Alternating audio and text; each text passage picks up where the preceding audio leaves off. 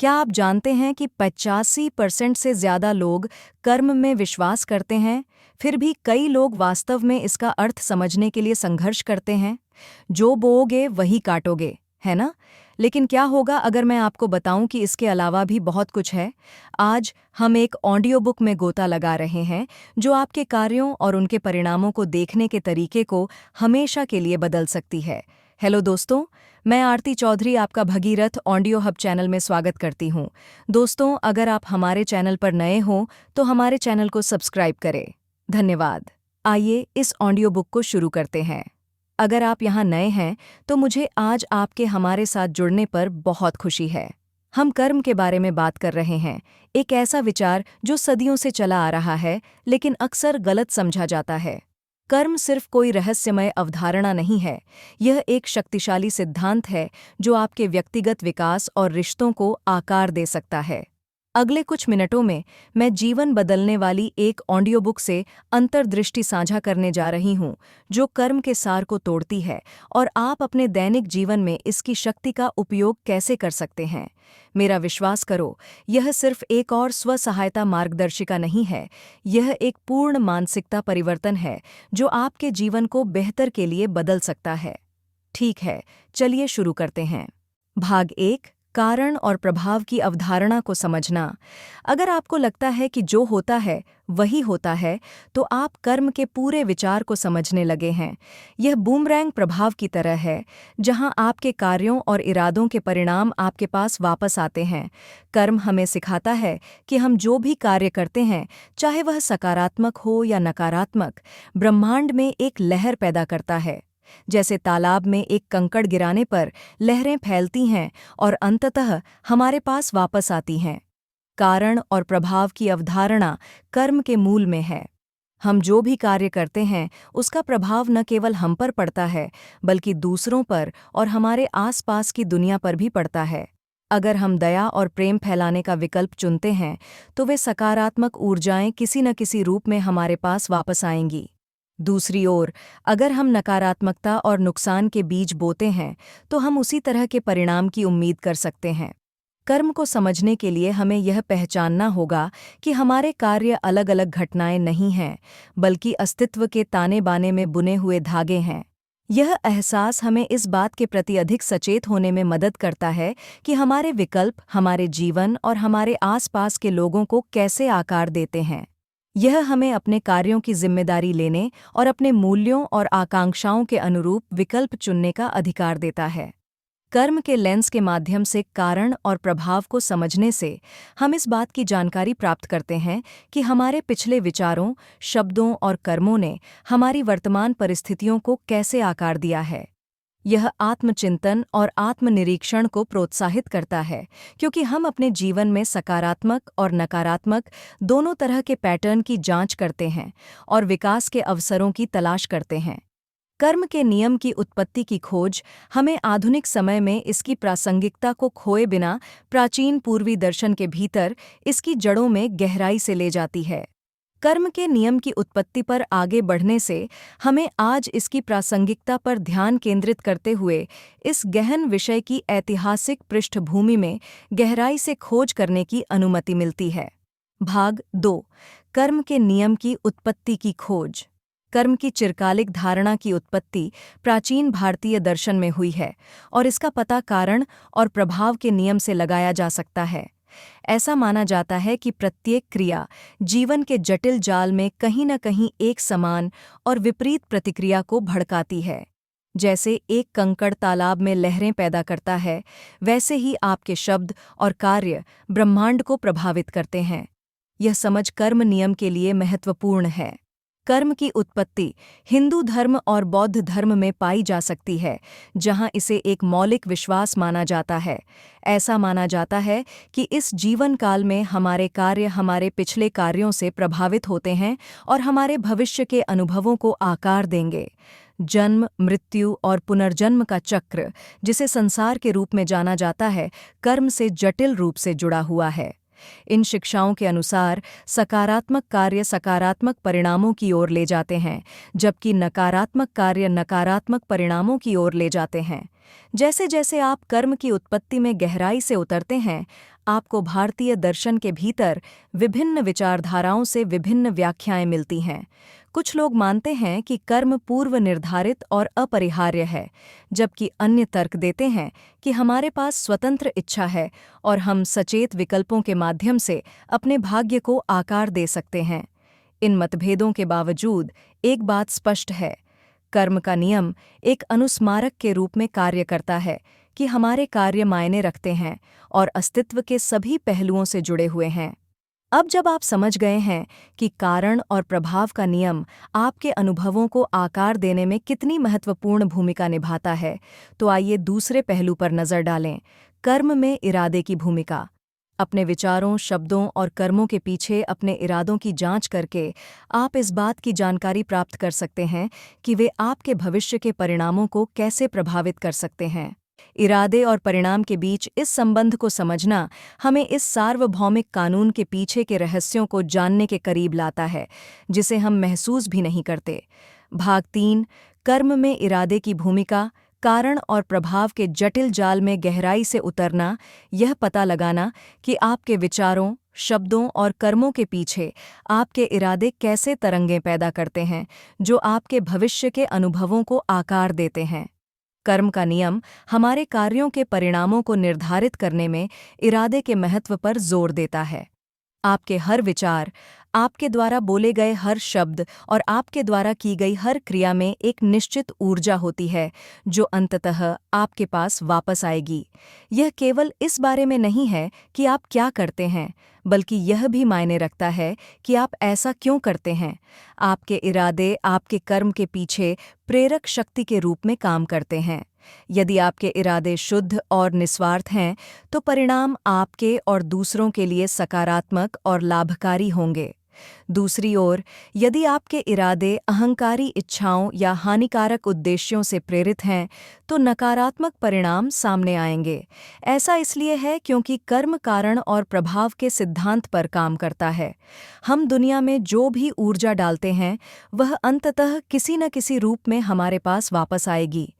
कर्म में इरादे की भूमिका को समझना हमें अपने विचारों, शब्दों और कार्यों के लिए अधिक जिम्मेदारी लेने की अनुमति देता है। यह हमें याद दिलाता है कि हम जो कुछ भी करते हैं, उसके पीछे हमारी प्रेरणाओं के प्रति सचेत रहें। प्रेम, करुणा और उदारता जैसे सकारात्मक इरादों को विकसित करके हम यह सुनिश्चित कर सकते हैं कि हमारे भविष्य के अनुभव खुशी और संतुष्टि से भरे हों। जैसे जैसे हम इस बात का पता लगाते हैं कि कर्म हमारे जीवन को कैसे आकार देता है, यह स्पष्ट हो जाता है कि इरादा केवल क्षणभंगुर क्षणिक निर्णय नहीं है, बल्कि एक सतत स्थिति है। हमारे इरादे हमें गहरे स्तर पर आकार देते हैं। वे हमारे चरित्र को परिभाषित करते हैं और दूसरों के साथ हमारी बातचीत की गुणवत्ता निर्धारित करते हैं। इसलिए अपने भीतर उठने वाले हर इरादे पर ध्यान दें। समझदारी से चुनें कि आप दुनिया में किस तरह की ऊर्जा भेजना चाहते हैं, क्योंकि आखिरकार यह आपकी वास्तविकता को आकार देगा। अब आइए कुछ विशिष्ट उदाहरणों की जांच करके देखें कि कर्म हमारे जीवन को कैसे आकार देता है, जहां कारण और प्रभाव विभिन्न पहलुओं जैसे कि रिश्ते, करियर विकल्प, स्वास्थ्य परिणाम और व्यक्तिगत विकास यात्रा में भूमिका निभाते हैं। भाग 4, कर्म हमारे जीवन को कैसे आकार देता है। कल्पना कीजिए कि आप जो चुनाव करते हैं और जो कदम उठाते हैं, वे आपस में जुड़े हुए धागों से बने हैं, जो आपके रिश्तों, करियर पथ, स्वास्थ्य और व्यक्तिगत विकास की यात्रा को आकार देते हैं। आपका हर निर्णय, चाहे वह कितना भी बड़ा या छोटा क्यों न हो, ऐसी लहरें पैदा करने की क्षमता रखता है जो वर्तमान क्षण से कहीं आगे तक फैली हों।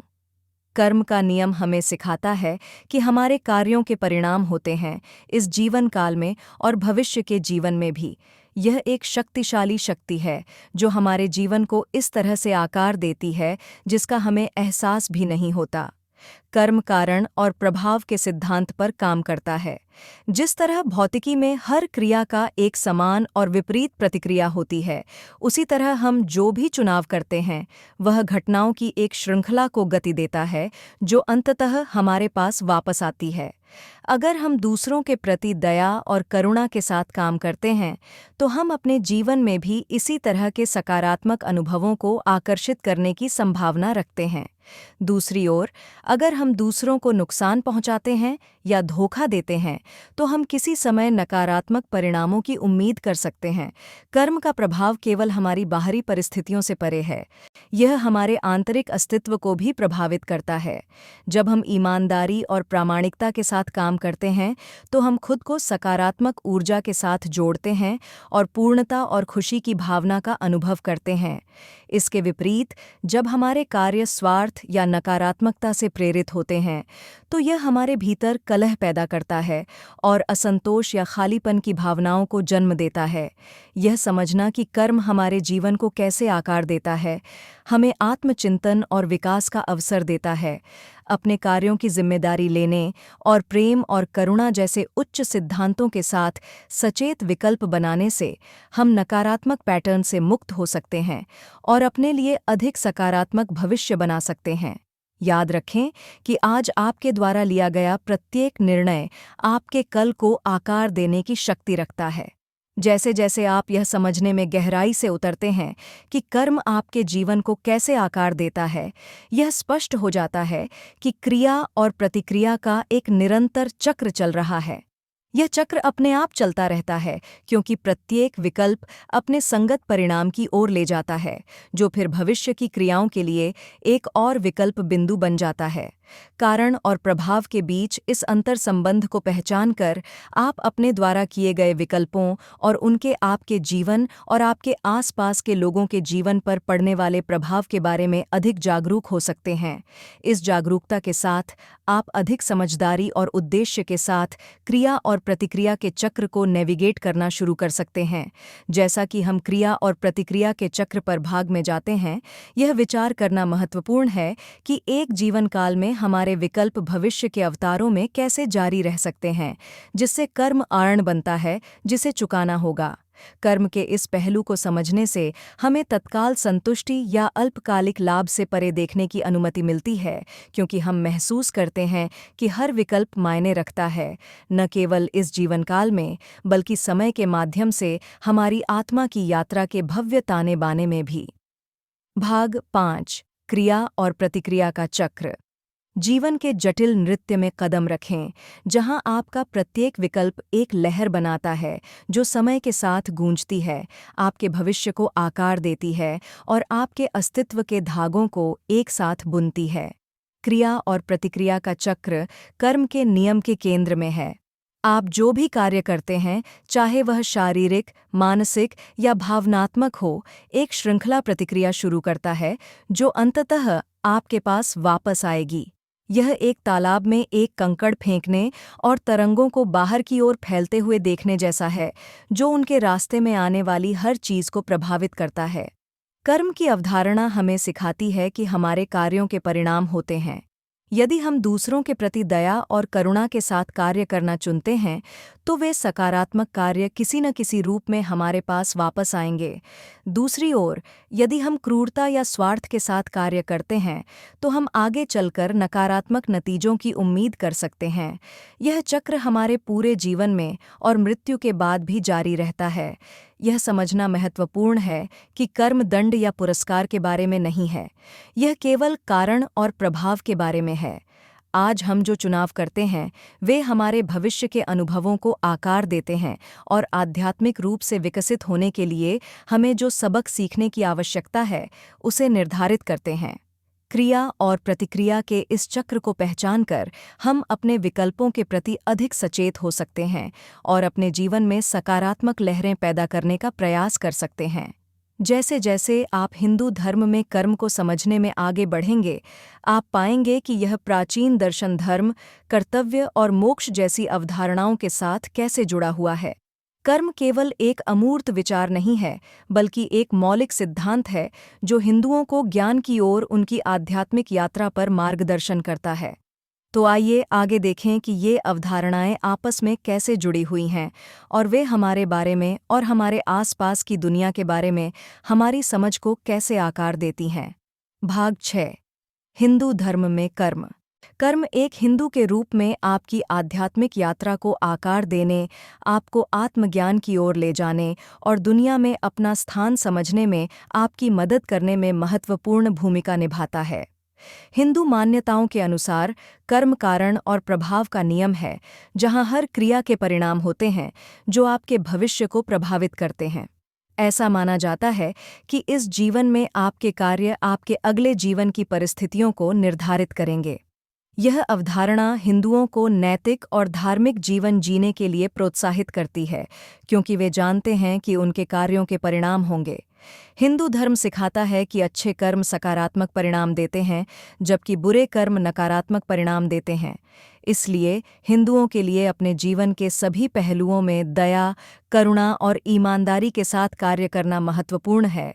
उनका मानना है कि ऐसा करने से वे सकारात्मक कर्म जमा करते हैं, जो अंततः उन्हें जन्म और मृत्यु के चक्र से मुक्ति के करीब ले जाएगा। दूसरी ओर, हिंदू धर्म में कर्म व्यक्तिगत जिम्मेदारी पर जोर देता है। यह व्यक्तियों को सिखाता है कि वे अपने कार्यों के लिए जवाबदेह हैं और उन्हें ऐसे विकल्प चुनने का प्रयास करना चाहिए जो धर्म, उनके नैतिक कर्तव्यों और जिम्मेदारियों के अनुरूप हों। कर्म के नियम को समझकर हिंदुओं को अपने जीवन का स्वामित्व लेने और स्वार्थी इच्छाओं से प्रेरित होने के बजाय जो सही है उसके आधार पर सचेत निर्णय लेने के लिए प्रोत्साहित किया जाता है। जैसा कि हम बौद्ध धर्म में कर्म की खोज में आगे बढ़ रहे हैं, यह ध्यान रखना महत्वपूर्ण है कि जब कर्म की अवधारणा की बात आती है तो दोनों धर्म समानताएं साझा करते हैं। हालांकि इन दोनों परंपराओं के बीच इस सार्वभौमिक कानून की व्याख्या और दृष्टिकोण के बीच उल्लेखनीय अंतर भी हैं। भाग 7, बौद्ध धर्म में कर्म। हिंदू धर्म के विपरीत बौद्ध धर्म कर्म को क्रियाओं और उनके परिणामों के परस्पर जुड़े धागों के रूप में देखता है, जो आपके अस्तित्व के ताने बाने को बुनते हैं। बौद्ध धर्म में कर्म को एक ब्रह्मांडीय नियम या पुरस्कार और दंड की प्रणाली के रूप में नहीं देखा जाता है। इसके बजाय इसे कारण और प्रभाव के एक प्राकृतिक नियम के रूप में समझा जाता है, जहां आपके द्वारा की जाने वाली प्रत्येक क्रिया का इस जीवन और भविष्य के जीवन में प्रभाव पड़ता है। यह दृष्टिकोण किसी के अपने भाग्य को आकार देने में व्यक्तिगत जिम्मेदारी और एजेंसी पर जोर देता है। बौद्ध शिक्षाओं के अनुसार कर्म 3 स्तरों पर संचालित होता है: शारीरिक, मौखिक और मानसिक। आपके शारीरिक कार्यों में वह शामिल है जो आप अपने शरीर के साथ करते हैं, जैसे दूसरों को देना या नुकसान पहुंचाना। मौखिक क्रियाएं आपके द्वारा बोले गए शब्दों को शामिल करती हैं, चाहे वे दयालु हों या चोट पहुंचाने वाले। अंत में मानसिक क्रियाओं में आपके कार्यों के पीछे के विचार और इरादे शामिल होते हैं। बौद्ध धर्म सिखाता है कि कर्म के ये सभी स्तर आपके वर्तमान अनुभवों को आकार देते हैं और आपके भविष्य के पुनर्जन्मों पर प्रभाव डालते हैं। बौद्ध धर्म में कर्म की अवधारणा भी अनित्यता और अन्योन्याश्रितता के विचार पर केंद्रित है। यह मानता है कि सब कुछ लगातार बदल रहा है और आपस में जुड़ा हुआ है। इसलिए आपके द्वारा की गई कोई भी कार्रवाई न केवल आप पर बल्कि आपके आसपास की दुनिया पर भी प्रभाव डालती है। इसे समझने से दूसरों के प्रति सजगता और करुणा की भावना पैदा हो सकती है, क्योंकि आप महसूस करते हैं कि उनकी खुशी या दुख उनके अपने कार्यों और बाहरी परिस्थितियों दोनों से प्रभावित होते हैं। जबकि हिंदू धर्म कर्म को सामाजिक पदानुक्रम और दैवीय न्याय को समझाने के तरीके के रूप में देखता है, बौद्ध धर्म इस अवधारणा पर एक अलग दृष्टिकोण प्रदान करता है। बौद्ध धर्म में कर्म व्यक्ति के कार्यों के लिए व्यक्तिगत जिम्मेदारी पर जोर देता है और सभी प्राणियों के परस्पर संबंध को स्वीकार करता है।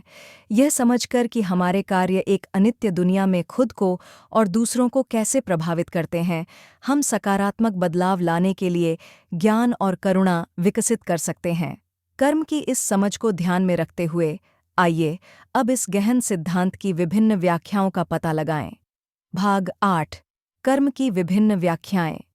कर्म का एक दिलचस्प पहलू यह है कि आप इसे विभिन्न तरीकों से समझ और व्याख्या कर सकते हैं। कर्म एक निश्चित अर्थ वाली सरल अवधारणा नहीं है, बल्कि एक जटिल विचार है जिसकी पूरे इतिहास में विभिन्न संस्कृतियों और धर्मों द्वारा अलग-अलग व्याख्या की गई है।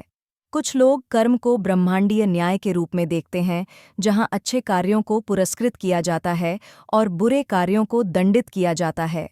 अन्य इसे कारण और प्रभाव के एक प्राकृतिक नियम के रूप में देखते हैं, जहां हर क्रिया ऐसे परिणाम उत्पन्न करती है जो अंततः हमारे पास वापस आते हैं।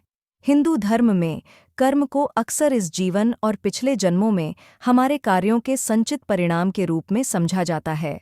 इसे एक ऐसी शक्ति के रूप में देखा जाता है जो हमारे भविष्य के अनुभवों को निर्धारित करती है और हमारे भाग्य को प्रभावित करती है। इस व्याख्या के अनुसार यदि हम अच्छे कर्म करते हैं तो हम सकारात्मक कर्म संचित करेंगे और अपने अगले जन्म में बेहतर परिस्थितियों में पुनर्जन्म लेंगे। इसके विपरीत यदि हम नकारात्मक कार्यों में संलग्न होते हैं तो हम नकारात्मक कर्म संचित करेंगे और भविष्य के अवतारों में दुख या कठिनाई का अनुभव करेंगे। बौद्ध धर्म में भी कर्म की अपनी अनूठी व्याख्या है। बौद्ध धर्म में कर्म को एक अवैयक्तिक प्रक्रिया के रूप में देखा जाता है, जो बिना किसी निर्णय या दैवीय हस्तक्षेप के संचालित होती है। यह ब्रह्मांड में काम करने वाले कारण और प्रभाव का नियम मात्र है। बुद्ध ने सिखाया कि सभी प्राणी अपने कार्यों और उनके परिणामों के लिए स्वयं जिम्मेदार हैं। कर्म के इस नियम को समझकर व्यक्ति दुख के चक्र से मुक्त हो सकता है और आत्मज्ञान प्राप्त कर सकता है। कर्म की व्याख्या विभिन्न संस्कृतियों और धर्मों में भिन्न हो सकती है, लेकिन जो बात स्थिर रहती है वह है पुनर्जन्म पर इसका प्रभाव। कर्म उन परिस्थितियों को निर्धारित करने में महत्वपूर्ण भूमिका निभाता है जिसके तहत हम मृत्यु के बाद पुनर्जन्म लेते हैं।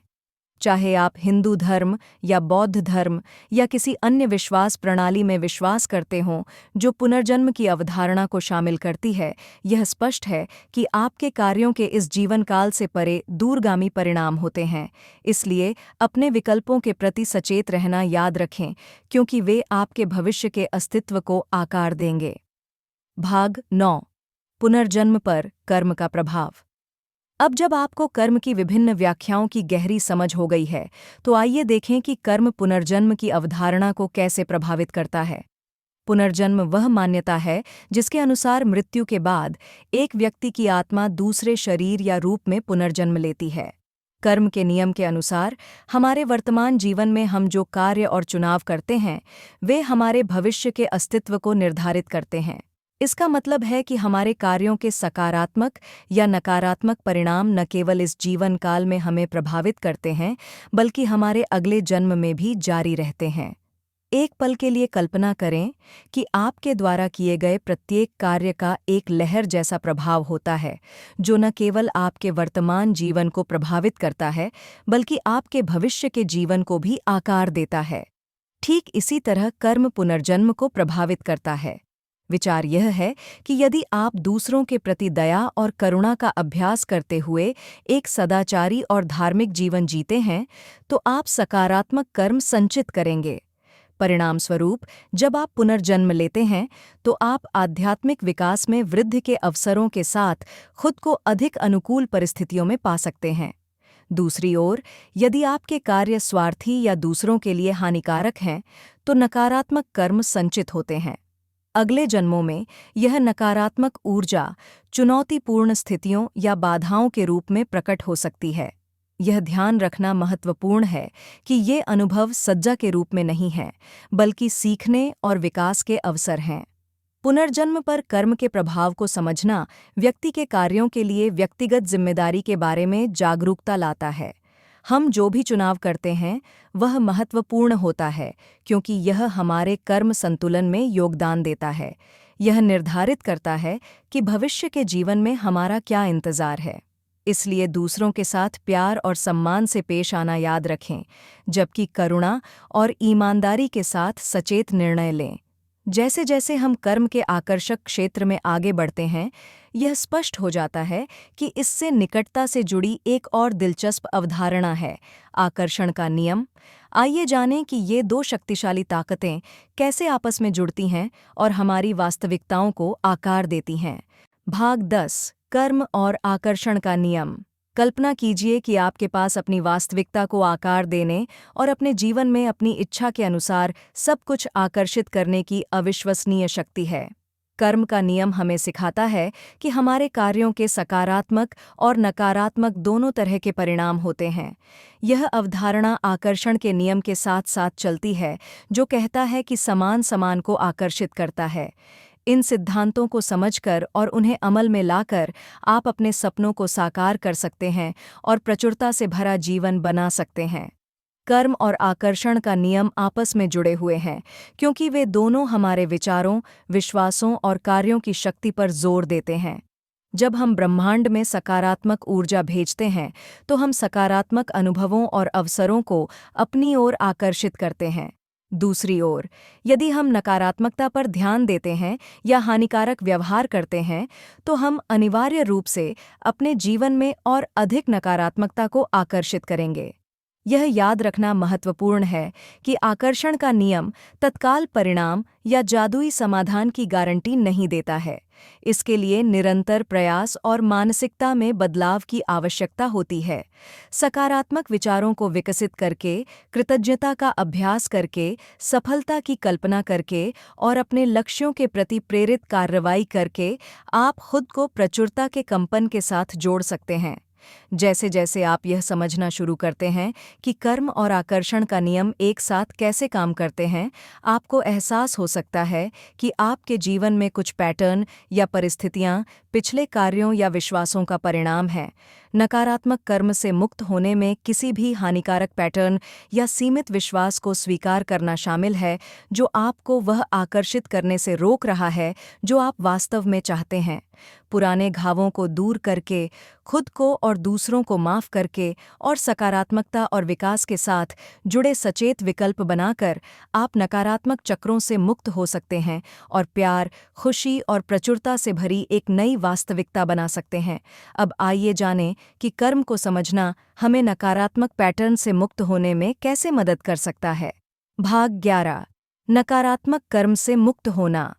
नकारात्मक कर्म से मुक्त होने के लिए आपके पास खुद को उन कर्मों और विश्वासों के जाल से अलग करने की शक्ति है जो आपको रोक रहे हैं, जिससे आप अपने पिंजरे से मुक्त होने वाले पक्षी की तरह उड़ सकते हैं। यह सब आत्म-जागरूकता से शुरू होता है। अपने विचारों, भावनाओं और व्यवहारों में गहराई से उतरें, जांच करें कि वे आपके सच्चे मूल्यों और इरादों के साथ कैसे संरेखित हैं। अपने जीवन में बार बार दोहराए जाने वाले पैटर्न को समझकर और नकारात्मक कर्म के मूल कारणों को पहचानकर आप सचेत विकल्प बनाना शुरू कर सकते हैं जो उन जंजीरों को तोड़ सकते हैं। इसके बाद अपने कार्यों की जिम्मेदारी लेना महत्वपूर्ण है। अपने पिछले कार्यों से हुए किसी भी नुकसान या चोट को स्वीकार करें और यदि आवश्यक हो तो ईमानदारी से माफ़ी मांगें। उन इंटरैक्शन के आसपास की नकारात्मक ऊर्जा को छोड़ने के लिए शामिल अन्य लोगों से माफ़ी मांगें। याद रखें कि कर्म का नियम दंड के बारे में नहीं है, बल्कि विकास और सीखने के बारे में है। अपनी गलतियों की जिम्मेदारी लेने और सुधार करने की दिशा में सक्रिय रूप से काम करने से आप धीरे धीरे नकारात्मक कर्म छापों को खत्म कर सकते हैं। जैसे जैसे आप नकारात्मक कर्म से मुक्त होते हैं, पुराने पैटर्न को सकारात्मक पैटर्न से बदलना महत्वपूर्ण होता है। अपने आप को ऐसे लोगों के साथ घेरें जो आपको ऊपर उठाते हैं और प्रेरित करते हैं। ऐसी गतिविधियों में शामिल हों जो खुशी और संतुष्टि लाती हैं, और अपने और दूसरों के प्रति दयालुता का अभ्यास करें। सकारात्मक आदतों को विकसित करने से आपकी कर्म यात्रा पर एक लहर जैसा प्रभाव पड़ता है। करुणा या उदारता का प्रत्येक छोटा कार्य सकारात्मक ऊर्जा के भंडार का निर्माण करने में योगदान देता है, जो भविष्य के अनुभवों को आकार देगा। इन परिवर्तनकारी चरणों के माध्यम से सचेत रूप से नेविगेट करके आप अपने जीवन के हर पहलू में सकारात्मक कर्म की खेती करने का मार्ग प्रशस्त कर सकते हैं। आत्म सुधार के लिए निरंतर प्रयास करते हुए विचारों, कार्यों और परिणामों के बीच परस्पर संबंध के बारे में जागरूक होना ही कुंजी है। याद रखें कि नकारात्मक कर्म से मुक्त होना एक सतत प्रक्रिया है। इसके लिए धैर्य, दृढ़ता और व्यक्तिगत विकास के प्रति खुले दिल की आवश्यकता होती है। इस अवसर को भरपूर सकारात्मकता से भरे एक उज्ज्वल भविष्य को बनाने के अवसर के रूप में अपनाएं, क्योंकि हम यह समझने में गहराई से उतरते हैं कि सकारात्मक कर्म की खेती कैसे हमारे जीवन को और बेहतर बना सकती है, बिना यह महसूस किए भी। भाग 12। सकारात्मक कर्म की खेती। सकारात्मक कर्म की खेती करने के लिए अपने भीतर की शक्ति को अपनाकर शुरुआत करें और देखें कि कैसे आपके कार्य और इरादे एक उज्ज्वल भविष्य को आकार देते हैं। यह सब जागरूकता से शुरू होता है, अपने विचारों, शब्दों और कार्यों के प्रति सचेत रहना। अपने और अपने आसपास के लोगों पर उनके प्रभाव पर विचार करने के लिए एक पल लें। क्या वे उत्थान करते हैं या नुकसान पहुंचाते हैं? हर परिस्थिति में दया, करुणा, जुनून और सकारात्मकता को चुनने का सचेत प्रयास करके आप दुनिया में अच्छाई का प्रभाव पैदा करना शुरू कर सकते हैं। इसके बाद कृतज्ञता का अभ्यास करें। कृतज्ञता व्यक्त करने से न केवल आपका ध्यान नकारात्मकता से सकारात्मकता की ओर जाता है, बल्कि आपके जीवन में और अधिक सकारात्मक अनुभव भी आते हैं। हर दिन अपने आसपास मौजूद आशीर्वादों को स्वीकार करने के लिए समय निकालें, चाहे वे बड़े हों या छोटे, और उनके लिए कृतज्ञता व्यक्त करें। प्रशंसा का यह सरल कार्य आपके दिल और दिमाग को अनंत संभावनाओं के लिए खोल देगा। दूसरी ओर, निस्वार्थ सेवा के अवसरों की तलाश करें। बदले में कुछ भी उम्मीद किए बिना दयालुता के कार्य न केवल दूसरों को लाभान्वित करते हैं, बल्कि आपके अपने जीवन में भी अपार खुशी और संतुष्टि लाते हैं। चाहे वह किसी स्थानीय चैरिटी में स्वयं सेवा करना हो या किसी ज़रूरतमंद की मदद करना हो, सेवा के ये कार्य आपको सकारात्मक कर्म विकसित करते हुए दुनिया में सकारात्मक योगदान देने की अनुमति देते हैं। अंत में याद रखें कि सकारात्मक कर्म विकसित करने की इस यात्रा में क्षमा करना महत्वपूर्ण है। द्वेष या आक्रोश को बनाए रखना हमें नकारात्मक ऊर्जा से बांधता है और हमें आगे बढ़ने से रोकता है। पिछली गलतियों या गलत कामों के लिए खुद को और दूसरों को माफ़ करके हम खुद को इस बोझ से मुक्त करते हैं और प्यार, उपचार और विकास के लिए जगह बनाते हैं। जब आप जागरूकता, कृतज्ञता, निस्वार्थ सेवा और क्षमा के माध्यम से खेती करने के लिए अपने भीतर की शक्ति को अपनाते हैं, तो याद रखें कि प्रत्येक कार्य का न केवल आप पर, बल्कि आपके आसपास के लोगों पर भी प्रभाव पड़ता है। कर्म और क्षमा के बारे में अगले भाग में हम यह पता लगाएंगे कि कैसे ये अभ्यास हमारे पिछले कार्यों से नकारात्मकता के भार को उठाए बिना हमारे कर्मपथ को आकार देने के एक आवश्यक पहलू के रूप में क्षमा के साथ जुड़ते हैं।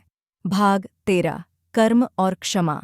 क्षमा को अपनाने से आप कर्म की परिवर्तनकारी शक्ति को अनलॉक कर सकते हैं, सकारात्मकता की एक लहर को मुक्त कर सकते हैं जो आपके जीवन में प्यार और उपचार के तूफान की तरह बह जाएगी। माफ़ी का मतलब सिर्फ द्वेष को छोड़ देना नहीं है, यह उससे कहीं ज़्यादा गहरा है।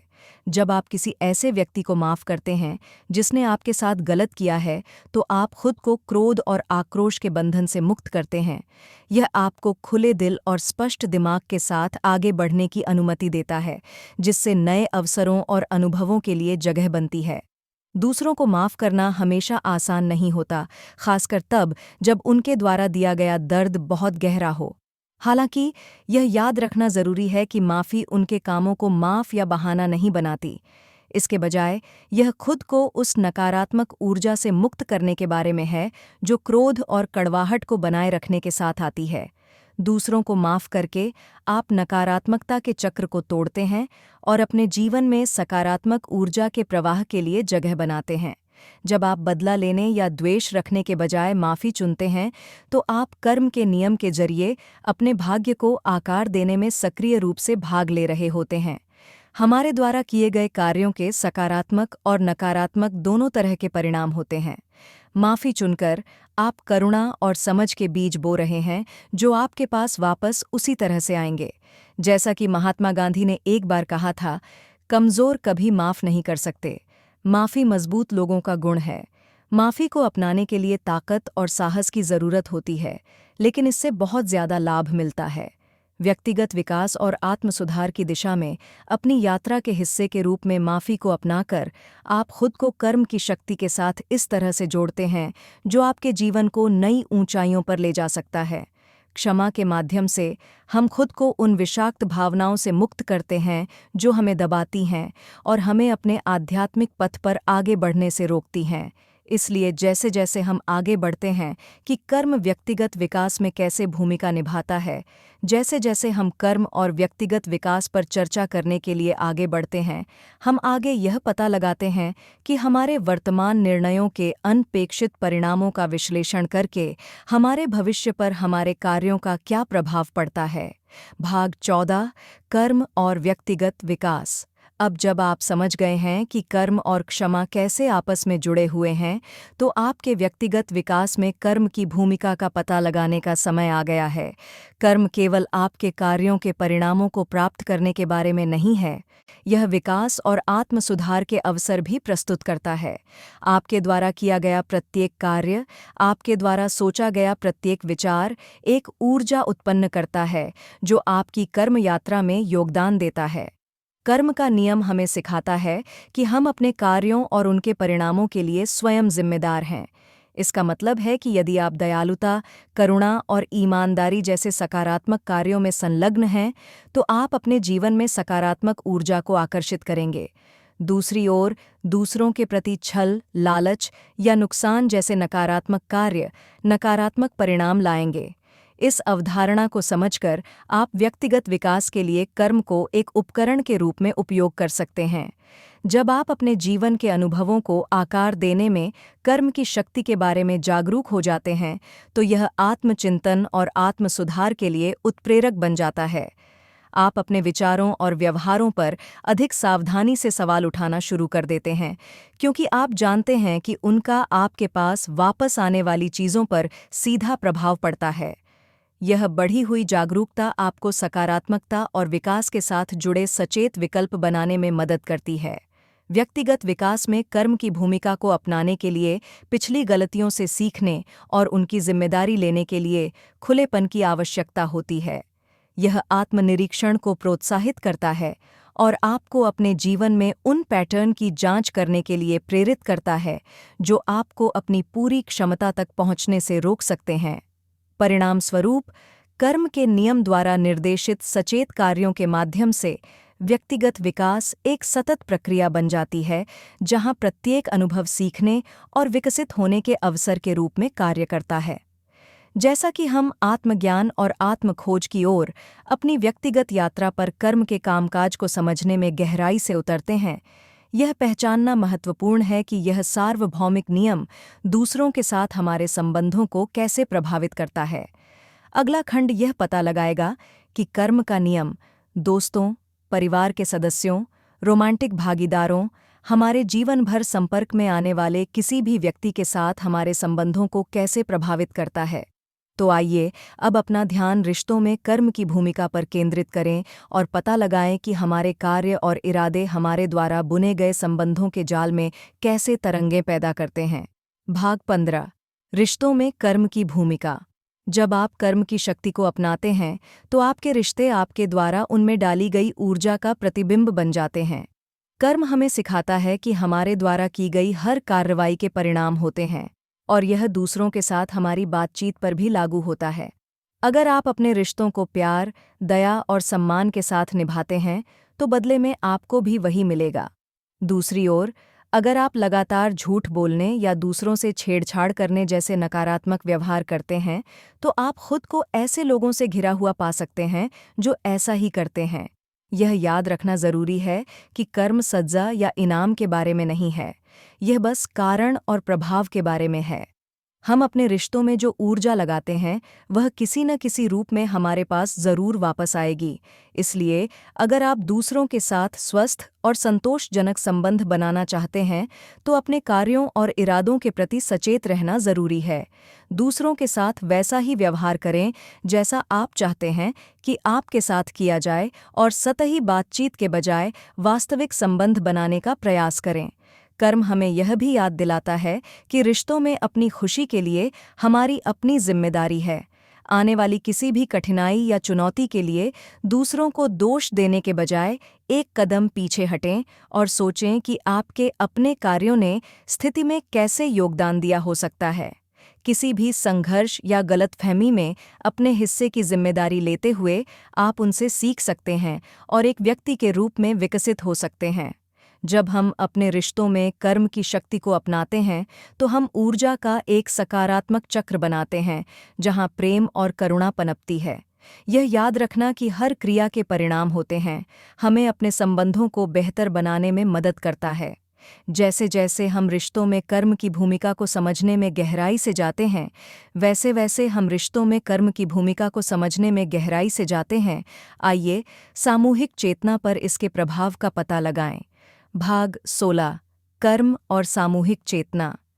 हम सभी को बांधने वाली ऊर्जा के परस्पर जुड़े हुए जाल में टैप करें और आप पाएंगे कि कैसे हमारे सामूहिक कार्य चेतना के ताने बाने को आकार देते हैं। हर विचार, शब्द और क्रिया इस विशाल नेटवर्क से होकर गुजरती है, जो न केवल हमें बल्कि हमारे आसपास की दुनिया को भी प्रभावित करती है। कर्म का नियम हमें सिखाता है कि हम सभी ऐसे तरीकों से जुड़े हुए हैं जिन्हें हम पूरी तरह से समझ नहीं सकते हैं। हमारी व्यक्तिगत पसंद का सामूहिक चेतना पर गहरा प्रभाव पड़ता है। प्रत्येक व्यक्ति की कल्पना समुद्र में पानी की एक बूंद के रूप में करें। जैसे ही एक बूंद विशाल विस्तार में गिरती है, यह लहरें बनाती हैं जो बाहर की ओर फैलती हैं, अन्य बूंदों के साथ मिलकर बड़ी लहरें बनाती हैं। इसी तरह हमारे द्वारा किए गए हर चुनाव का हमारे आसपास के लोगों पर प्रभाव पड़ता है। सकारात्मक कार्य प्रेम और करुणा की लहरें पैदा करते हैं, जो दूसरों को ऊपर उठा सकते हैं और दुनिया में समग्र सकारात्मक ऊर्जा में योगदान दे सकते हैं। इसके विपरीत नकारात्मक कार्य कलह और पीड़ा की लहरें भेजते हैं। जब हम दूसरों को नुकसान पहुंचाते हैं या स्वार्थ से कार्य करते हैं, तो ये कंपन सामूहिक चेतना में गूंजते हैं, दर्द और नकारात्मकता के चक्र को कायम रखते हैं। इस अंतर संबंध को समझना हमारे व्यक्तिगत विकास और आध्यात्मिक विकास के लिए महत्वपूर्ण है। अपने कर्म कार्यों के माध्यम से सामूहिक चेतना को आकार देने में अपनी भूमिका को पहचानकर हम इस बारे में अंतर्दृष्टि प्राप्त करते हैं कि उन कर्म पैटर्न पर कैसे काबू पाया जाए जो अब हमारे या पूरे समाज की सेवा नहीं करते हैं। यह आत्म जागरूकता और हमारे विचारों, शब्दों और कार्यों की जिम्मेदारी लेने से शुरू होता है। अपने दैनिक जीवन में जागरूकता पैदा करने और दूसरों के प्रति दया और करुणा के साथ कार्य करने का प्रयास करने से हम कर्म के नकारात्मक चक्रों से मुक्त हो जाते हैं। जैसे जैसे आप सामूहिक चेतना पर कर्म के प्रभाव को समझने में गहराई से उतरते हैं, याद रखें कि आपके द्वारा किया गया प्रत्येक विकल्प दुनिया में सद्भाव या कलह में योगदान देता है। ऐसा करने से आप ऊर्जा के इस जटिल जाल के भीतर परिवर्तन के एक एजेंट बन जाते हैं, जो हम सभी को जोड़ता है। एक ऐसी शक्ति जो आपके और पूरी मानवता के लिए एक उज्ज्वल भविष्य को आकार देने में सक्षम है। भाग 17, कर्म पैटर्न पर काबू पाना।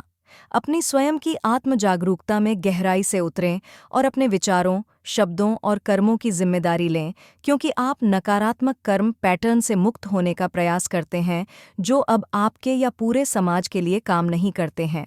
यह इस सचेत प्रयास के माध्यम से है कि आप इन पैटर्न के अंतर्निहित कारणों को समझना शुरू कर सकते हैं और उन्हें दूर करने के लिए आवश्यक परिवर्तन कर सकते हैं।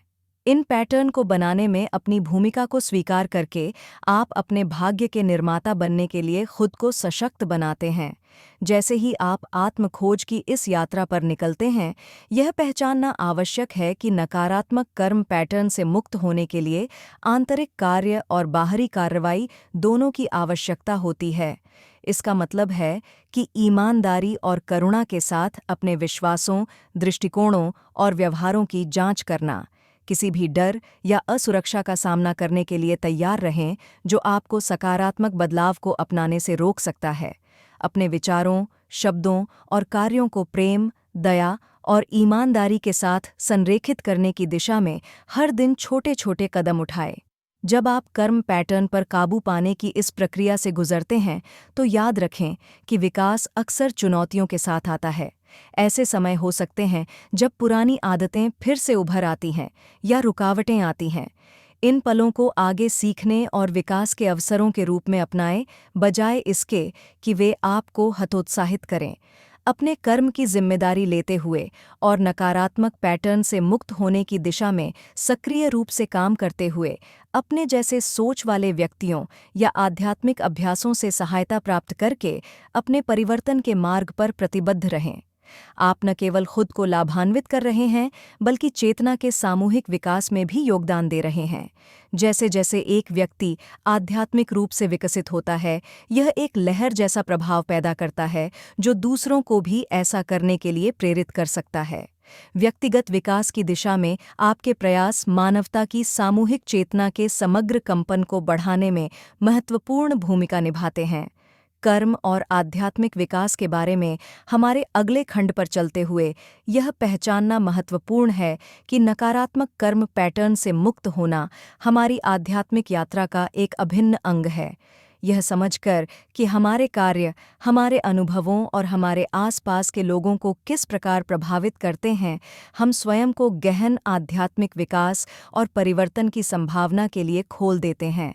तो चलिए आगे देखें कि कर्म का नियम आध्यात्मिक विकास की दिशा में हमारे मार्ग से कैसे जुड़ता है। भाग 18 कर्म और आध्यात्मिक विकास।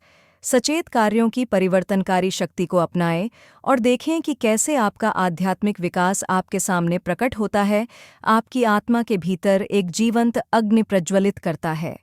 आपके द्वारा किया गया प्रत्येक कार्य, आपके द्वारा किया गया प्रत्येक विकल्प न केवल आपकी वर्तमान परिस्थितियों को आकार देने की क्षमता रखता है, बल्कि आपकी आध्यात्मिक यात्रा के प्रक्षेप वक्र को भी आकार देता है। कर्म, वह नियम जो कारण और प्रभाव को नियंत्रित करता है, इस प्रक्रिया में एक महत्वपूर्ण भूमिका निभाता है। यह केवल दंड या पुरस्कार के बारे में नहीं है, यह केवल परिणामों से परे है, यह विकास और सीखने का अवसर है। प्रत्येक अनुभव, चाहे सकारात्मक हो या नकारात्मक, आपकी आत्मा के विकास के लिए मूल्यवान सबक प्रदान करता है। इन अनुभवों को अपनाने और सचेत रूप से ऐसे कार्यों को चुनने से जो प्रेम, करुणा और सत्य के साथ संरेखित हों, आप अपनी कंपन आवृत्ति बढ़ाते हैं और अपनी चेतना का विस्तार करते हैं। जैसे जैसे आप अपने जीवन में कर्म पैटर्न के बारे में अधिक जागरूक होते जाते हैं, आप उनकी उत्पत्ति और प्रभावों के बारे में जानकारी प्राप्त करते हैं। यह बढ़ी हुई जागरूकता आपको उन दोहराव वाले चक्रों से मुक्त होने की अनुमति देती है, जो आपको चेतना के उच्च स्तरों तक पहुंचने से रोक सकते हैं। आत्मचिंतन और आत्मनिरीक्षण के माध्यम से आप किसी भी नकारात्मक पैटर्न या सीमित विश्वासों की पहचान कर सकते हैं, जो आपको निम्न कंपन अवस्थाओं में अटकाए रखते हैं। क्षमा, उपचार प्रथाओं या पूरी तरह से अलग-अलग विकल्पों के माध्यम से इन पैटर्नों को छोड़ने का सक्रिय रूप से चयन करके आप विकास और विकास की नई संभावनाओं के लिए खुद को खोलते हैं। जैसे ही आप पुराने कर्म के बोझ को छोड़ते हैं और उच्च कंपन ऊर्जाओं जैसे कि प्रेम, कृतज्ञता और आनंद को अपनाते हैं, आपके भीतर गहन परिवर्तन होते हैं। समझ, कर्म हमें सचेत रूप से उन कार्यों को चुनने की शक्ति देता है जो हमारे सर्वोच्च अच्छे के साथ संरेखित होते हैं और हमारे आध्यात्मिक विकास में सकारात्मक रूप से योगदान करते हैं। जीवन में सकारात्मक और नकारात्मक दोनों अनुभवों द्वारा दिए गए पाठों को अपनाकर हम ज्ञानोदय की ओर अपने विकास को तेज कर सकते हैं। भाग 19 कर्म और चुनाव की शक्ति। तो आपने सीखा है कि कर्म हमारे आध्यात्मिक विकास में महत्वपूर्ण भूमिका निभाता है। यह वह नियम है जो हमारे कार्यों के परिणामों को नियंत्रित करता है और हमारे भविष्य के अनुभवों को निर्धारित करता है। लेकिन क्या आपने कभी इस ढांचे के भीतर चुनाव की शक्ति के बारे में सोचना बंद किया है? हाँ मेरे दोस्त, हमारे द्वारा लिए गए हर निर्णय का हमारे कर्म यात्रा पर प्रभाव पड़ता है। जब कर्म की बात आती है तो चुनाव की शक्ति दो धारी तलवार की तरह होती है। एक तरफ यह हमें अपने भाग्य को आकार देने और सकारात्मक परिणाम बनाने का अवसर देती है। बोले गए हर दयालु शब्द या किए गए निस्वार्थ कार्य हमारे कर्म बैंक खाते में सकारात्मक ऊर्जा जोड़ते हैं। ये विकल्प न केवल दूसरों को लाभान्वित करते हैं, बल्कि हमारे अपने आध्यात्मिक विकास में भी योगदान देते हैं। दूसरी ओर, अज्ञानता या नकारात्मकता की जगह से किए गए चुनाव हमें नकारात्मक परिणामों से भरे रास्ते पर ले जा सकते हैं। हर हानिकारक कार्य या बोले गए आहत करने वाले शब्द नकारात्मक कर्म बनाते हैं, जो अंततः हमें परेशान करेंगे। यह याद रखना महत्वपूर्ण है कि प्रतीत होता है कि महत्वहीन विकल्प भी जीवन की भव्य ताने बाने में दूरगामी प्रभाव डाल सकते हैं। तो मेरे दोस्त, जैसा कि आप अपने दैनिक जीवन में आगे बढ़ते हैं, कर्म के दायरे में चुनाव की शक्ति के प्रति सचेत रहें। आपके निर्णय बहुत महत्व रखते हैं और आपके भविष्य के अनुभवों को आकार दे सकते हैं। अगले भाग में हम इस बात पर गहराई से विचार करेंगे कि कैसे कर्म का नियम रोज़मर्रा की परिस्थितियों में खुद को प्रकट करता है और बिना एहसास के भी खुद को इसके ज्ञान के साथ संरेखित करने के तरीकों का पता लगाएंगे। भाग 20। दैनिक जीवन में कर्म का नियम। अपने दैनिक जीवन में आगे बढ़ते हुए हम अक्सर अपने भविष्य के अनुभवों के पाठ्यक्रम को आकार देने पर हमारे विकल्पों के गहन प्रभाव को अनदेखा कर देते हैं। हम जो भी कार्य करते हैं, जो भी शब्द बोलते हैं और यहाँ तक कि जो भी विचार हमारे मन में आते हैं, वे कारण और प्रभाव के एक जाल में योगदान करते हैं जिसे कर्म का नियम कहा जाता है। इस अवधारणा को महज अंधविश्वास या दार्शनिक अटकलबाजी के रूप में खारिज करना आसान है, लेकिन इसके कामकाज को समझने से आत्म जागरूकता और व्यक्तिगत जिम्मेदारी की गहरी भावना पैदा हो सकती है। कर्म का नियम हमें सिखाता है कि हमारे द्वारा किए गए हर विकल्प के परिणाम होते हैं, चाहे सकारात्मक हो या नकारात्मक। इसका मतलब यह है कि जब हम दयालुता और करुणा के कार्य करते हैं तो हम न केवल अपने आसपास सकारात्मक ऊर्जा पैदा करते हैं, बल्कि अपने जीवन में भी इसी तरह के अनुभवों को आकर्षित करते हैं। दूसरी ओर, जब हम स्वार्थी होकर कार्य करते हैं या किसी भी तरह से दूसरों को नुकसान पहुंचाते हैं तो हम एक श्रृंखला प्रतिक्रिया शुरू करते हैं जो अंततः हमारे पास वापस आती है। यह बीज बोने जैसा है, आप जो बोते हैं वही काटते हैं। यह पहचानना महत्वपूर्ण है कि कर्म केवल शारीरिक स्तर पर ही नहीं बल्कि मानसिक और भावनात्मक स्तर पर भी काम करता है। हमारे कार्यों के पीछे के विचार और इरादे भी उतने ही महत्वपूर्ण हैं। अगर हम जीवन को कृतज्ञता और प्रेम के दृष्टिकोण से देखते हैं तो संभावना है कि सकारात्मक परिणाम हमारे साथ साथ चलेंगे। इसके विपरीत, अगर हमारा मन दूसरों के प्रति नकारात्मकता या आक्रोश से घिरा हुआ है तो नकारात्मक कर्म के चक्र से बचना मुश्किल हो जाता है। हमारे दैनिक जीवन में कर्म के नियम के बारे में जागरूक होना हमें सचेत विकल्प बनाने के लिए सशक्त बना सकता है, जो हमारे उच्चतम मूल्यों के अनुरूप हों। यह समझकर कि प्रत्येक निर्णय हमारे भविष्य के अनुभवों को कैसे आकार देता है और हमारे आसपास के लोगों को कैसे प्रभावित करता है, हम अपने और दूसरों के लिए एक बेहतर दुनिया बनाने के लिए अधिक उत्तरदायी बन जाते हैं। इस जागरूकता के साथ बड़ी जिम्मेदारी आती है, न केवल अपने प्रति बल्कि बड़े पैमाने पर समाज के प्रति भी। यह पता लगाने में कि कर्म सामाजिक जिम्मेदारी के साथ कैसे जुड़ता है, आइए इस बात पर गहराई से विचार करें कि हमारे व्यक्तिगत कार्य किस तरह से व्यक्तिगत विकास को नज़रअंदाज किए बिना सामूहिक कल्याण में योगदान करते हैं। भाग 21। कर्म और सामाजिक जिम्मेदारी। हमारे कार्यों की परस्पर संबद्धता और समाज पर उनके प्रभाव को समझते हुए आप कर्म के सिद्धांत के माध्यम से सामूहिक कल्याण की जिम्मेदारी लेने के लिए बाध्य हैं। कर्म हमें सिखाता है कि हमारे द्वारा किए गए प्रत्येक कार्य के परिणाम होते हैं, न केवल हमारे लिए बल्कि हमारे आसपास के लोगों के लिए भी। इसे पहचानकर आप इस बात से अवगत हो जाते हैं कि आपके विकल्पों और व्यवहार का उस सामाजिक ताने बाने पर सीधा प्रभाव पड़ता है जिसमें आप रहते हैं।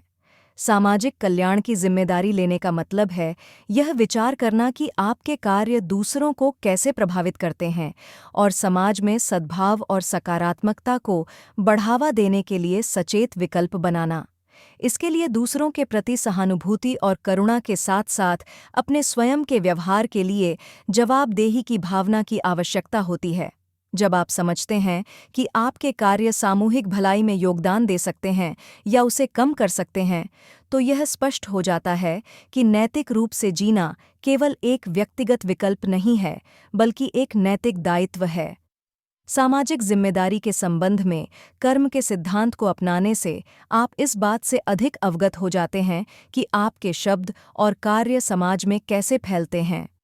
आप महसूस करते हैं कि दयालुता या नकारात्मक व्यवहार के छोटे छोटे कार्य भी व्यक्तियों, समुदायों और यहाँ तक कि भावी पीढ़ियों पर दूरगामी प्रभाव डाल सकते हैं। यह जागरूकता आपको इस बात के प्रति सचेत रहने के लिए प्रोत्साहित करती है कि आपके विकल्प दूसरों को कैसे प्रभावित करते हैं और आपको सभी प्राणियों के प्रति ईमानदारी और सम्मान के साथ कार्य करने के लिए प्रेरित करती है। कर्म के सिद्धांत को समझना आपको अपने विचारों, शब्दों और कर्मों के माध्यम से समाज को आकार देने में अपनी भूमिका को स्वीकार करने के लिए बाध्य करता है। सामाजिक कल्याण की जिम्मेदारी लेने का मतलब है दूसरों के प्रति करुणा और सहानुभूति के साथ कार्य करना, साथ ही यह पहचानना कि आपके कार्यों का उनके जीवन पर क्या प्रभाव पड़ता है। इन सिद्धांतों के अनुरूप जीवन जीने से आप समाज के समग्र सामंजस्य और विकास में सकारात्मक योगदान देते हैं। कर्म और पर्यावरण चेतना के बारे में अगले भाग में आगे बढ़ते हुए प्रकृति के साथ हमारे अंतर संबंध को पहचानना भी उतना ही महत्वपूर्ण है। भाग 22 कर्म और पर्यावरण चेतना। पर्यावरण के साथ अपने अंतर संबंध को अपनाएं, क्योंकि जिस तरह हर क्रिया का समाज पर परिणाम होता है, उसी तरह आपकी पसंद और व्यवहार भी प्रकृति के जाल के नाजुक संतुलन पर गहरा प्रभाव डालते हैं। आपके दैनिक कार्य, जैसे कि आप जो उत्पाद खाते हैं और जो कचरा पैदा करते हैं, वे हमारे ग्रह के क्षरण या संरक्षण में योगदान करते हैं। पर्यावरण चेतना विकसित करके आप सकारात्मक बदलाव के एजेंट बन सकते हैं। अपनी उपभोग आदतों की जांच करके शुरुआत करें। आपके द्वारा की गई हर खरीदारी का असर पूरी आपूर्ति श्रृंखला पर पड़ता है। पर्यावरण को होने वाले नुकसान को कम करने वाले संधारणीय और पर्यावरण अनुकूल उत्पादों को चुनने पर विचार करें। जैविक भोजन चुनकर, एकल उपयोग प्लास्टिक को कम करके और नैतिक प्रथाओं वाली कंपनियों का समर्थन करके आप एक अधिक संधारणीय दुनिया बनाने में सक्रिय रूप से भाग ले रहे हैं। उपभोग विकल्पों के अलावा अपने रोजमर्रा के व्यवहारों के प्रति सचेत रहें जो सीधे प्रकृति को प्रभावित करते हैं। पानी और ऊर्जा का संरक्षण जैसे सरल कार्य आपके पारिस्थितिक पदचिह्न को कम करने में बहुत मददगार हो सकते हैं। पेड़ लगाएं, स्थानीय संरक्षण प्रयासों का समर्थन करें और पर्यावरण के मुद्दों के बारे में खुद को शिक्षित करें। इन विकल्पों के प्रति सचेत रहकर और स्थिरता की दिशा में छोटे छोटे कदम उठाकर आप खुद को प्रकृति के सामंजस्य के साथ जोड़ रहे हैं। कर्म आधारित कार्यों के माध्यम से पर्यावरण की रक्षा में अपनी भूमिका को पहचानकर आप भविष्य की पीढ़ियों के लिए हमारे ग्रह को संरक्षित करने में अंतर ला सकते हैं। जैसे जैसे आप अपने भीतर पर्यावरण चेतना विकसित करने का प्रयास करेंगे, यह स्वाभाविक रूप से आपके जीवन के अन्य पहलुओं में भी फैलेगा, जिसमें नैतिक निर्णय लेना भी शामिल है। पर्यावरण संरक्षण के संबंध में कर्म कैसे काम करता है, यह समझना आपको सूचित विकल्प बनाने के लिए सशक्त बनाता है, जो समाज और प्रकृति दोनों को लाभ पहुंचाता है। अब जब हमने यह पता लगा लिया है कि कर्म पर्यावरण के प्रति हमारी जिम्मेदारी के साथ कैसे जुड़ता है, तो आइए इस बात पर गौर करें कि यह हमारी नैतिक निर्णय लेने की प्रक्रिया को कैसे प्रभावित करता है। भाग 23 कर्म और नैतिक निर्णय लेना। जब आप अपने कार्यों के परिणामों पर विचार करते हैं, तो परस्पर जुड़े विकल्पों के एक जाल की कल्पना करें जो आपकी नैतिक निर्णय लेने की प्रक्रिया को आकार देते हैं। आपके द्वारा लिए गए प्रत्येक निर्णय का एक लहर जैसा प्रभाव होता है, जो न केवल आप पर बल्कि आपके आसपास के लोगों पर भी प्रभाव डालता है। किसी भी नैतिक विकल्प को चुनने से पहले संभावित परिणामों और परिणामों पर विचार करना आवश्यक है। अपने कार्यों की परस्पर संबद्धता को ध्यान में रखकर हम नैतिक निर्णय लेने के जटिल परिदृश्य को बेहतर ढंग से नेविगेट कर सकते हैं। विकल्पों के इस जटिल जाल में कर्म एक महत्वपूर्ण भूमिका निभाता है। कर्म इस अवधारणा को संदर्भित करता है कि प्रत्येक क्रिया के परिणाम होते हैं, चाहे वह सकारात्मक हो या नकारात्मक। नैतिक निर्णय लेते समय संभावित कर्म परिणामों के प्रति सचेत रहना महत्वपूर्ण है। क्या आप अपने मूल्यों और सिद्धांतों के अनुरूप कार्य कर रहे हैं? क्या आप दूसरों के साथ दया और करुणा से पेश आ रहे हैं? इन सवालों पर विचार करके आप यह सुनिश्चित कर सकते हैं कि आपके विकल्प आपके नैतिक कंपास के अनुरूप हों और आपके कर्म संतुलन में सकारात्मक रूप से योगदान दें। नैतिक निर्णय लेने के लिए हमारे कार्यों के दीर्घकालिक प्रभावों पर विचार करना भी आवश्यक है। जबकि तत्काल संतुष्टि आकर्षक लग सकती है, आगे के बारे में सोचना और यह आकलन करना आवश्यक है कि हमारे विकल्प न केवल हम पर बल्कि आने वाली पीढ़ियों पर भी कैसे प्रभाव डालेंगे।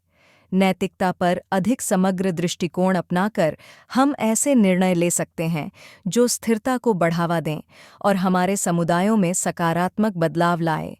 नैतिक निर्णय लेने की जटिलताओं से गुजरते समय याद रखें कि प्रत्येक विकल्प न केवल आपके अपने भाग्य को आकार देता है, बल्कि सामूहिक चेतना को भी प्रभावित करता है। इस बात पर ध्यान देकर कि आपके कार्य दूसरों को कैसे प्रभावित करते हैं और दीर्घकालिक निहितार्थों पर विचार करके आप ऐसे निर्णय ले सकते हैं जो व्यक्तिगत विकास और सामाजिक कल्याण दोनों के साथ संरेखित हों। ऐसा करके आप एक ऐसी दुनिया बनाने में योगदान देते हैं जहां कर्म सकारात्मकता पर पनपता है और आत्मचिंतन ज्ञान की ओर हमारी यात्रा का एक अभिन्न अंग बन जाता है। जैसे जैसे हम कर्म और आत्मचिंतन के बारे में अगले खंड में आगे बढ़ते हैं, यह पहचानना महत्वपूर्ण है कि नैतिक निर्णय लेने के पीछे हमारी अपनी प्रेरणाओं को समझने में आत्मजागरूकता एक महत्वपूर्ण भूमिका निभाती है। आत्मनिरीक्षण और पिछले कार्यों पर चिंतन के माध्यम से हम उन पैटर्न और व्यवहारों के बारे में जानकारी प्राप्त करते हैं जो सकारात्मक या नकारात्मक कर्म में योगदान दे सकते हैं। आत्मचिंतन की खेती करके हम सचेत विकल्प बना सकते हैं जो हमारे उच्च स्व के साथ संरेखित होते हैं और मानवता के सामूहिक विकास में योगदान करते हैं। भाग 24 कर्म और आत्मचिंतन। अपने पिछले कार्यों पर चिंतन करने के लिए कुछ समय निकालें और विचार करें कि 82% लोग मानते हैं कि व्यक्तिगत विकास और विकास के लिए आत्मचिंतन आवश्यक है।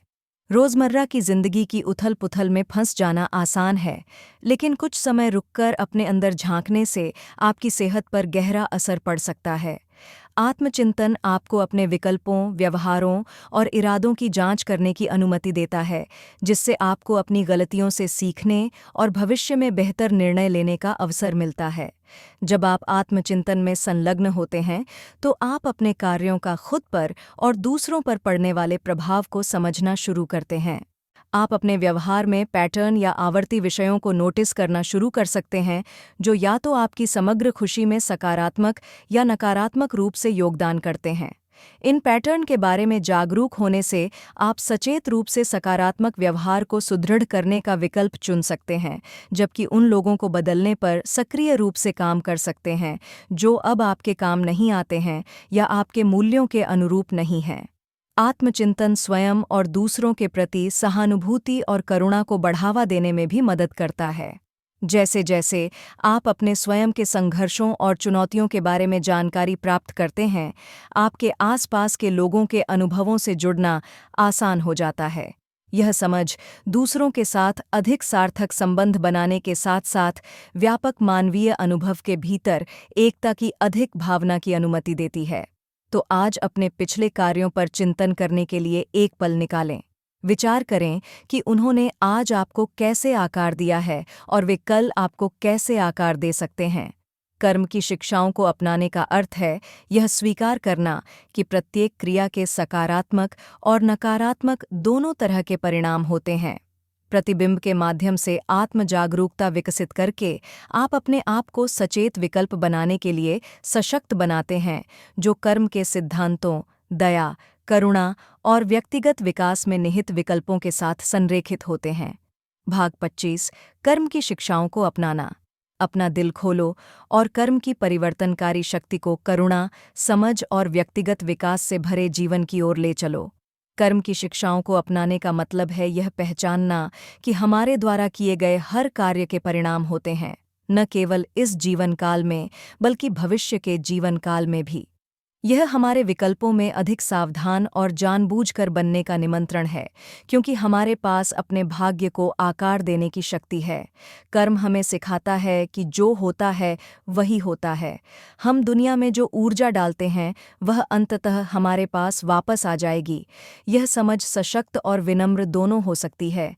यह हमें याद दिलाती है कि हमारे पास दयालुता और ईमानदारी के साथ कार्य करके अपने जीवन में सकारात्मक बदलाव लाने की क्षमता है। साथ ही यह हमें अपने कार्यों और दूसरों पर उनके प्रभाव की जिम्मेदारी लेने के लिए कहता है। कर्म की शिक्षाओं को अपनाने से हम सतही स्तर की बातचीत से परे देखना सीखते हैं और सभी प्राणियों के बीच गहरे संबंधों को समझते हैं।